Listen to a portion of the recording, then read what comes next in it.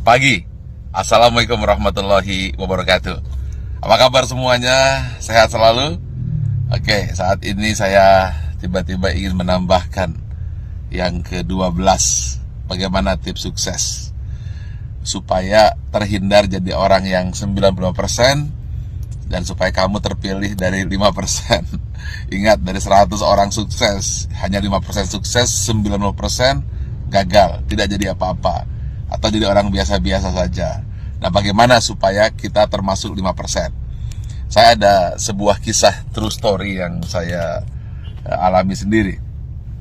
Saat pembangunan Menara 165, saat itu terhenti di lantai 4. Anda bisa bayangkan, uangnya habis, dukungan habis, tidak ada apa-apa lagi, tidak ada satupun yang mendukung.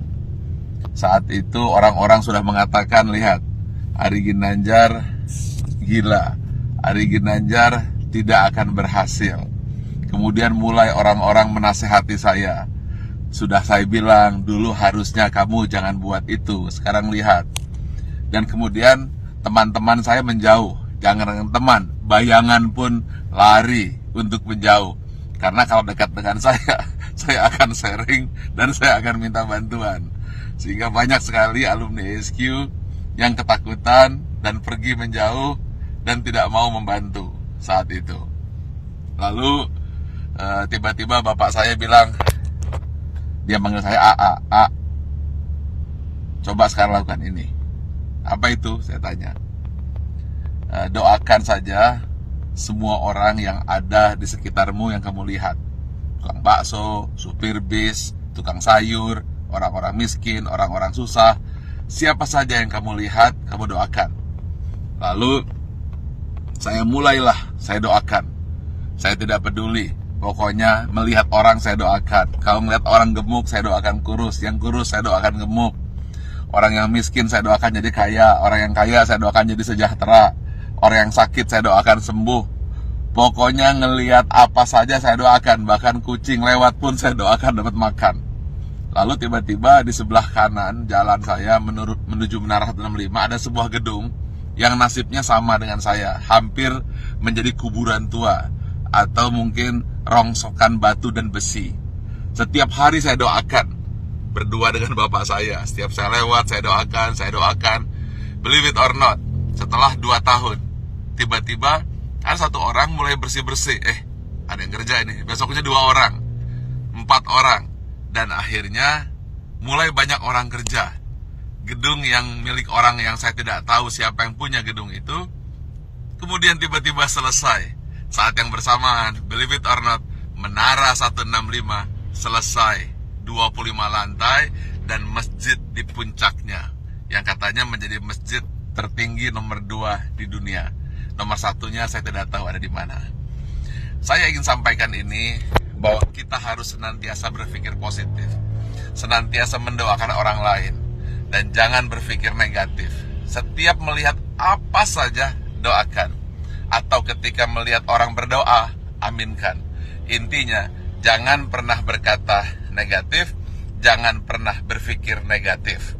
Jangan pula bahkan berbisik negatif. Jadi jangankan mulut, hati pun selalu positif dan positif. Itulah rahasia yang selalu saya lakukan hingga hari ini. Dan believe it or not, semua kebaikan-kebaikan yang datang, keburukan-keburukan, alhamdulillah terhindar. Ya tentu saja ada sedikit-sedikit, tapi tidak mampu merusak hati kita. Jadi senantiasalah berpikir baik, kemudian berhati baik, berbicara baik, hasilnya akan baik, yang datang akan baik. Tapi kalau hati buruk, kemudian pikiran buruk, bicara buruk, tindakan buruk, yang buruk akan datang padamu.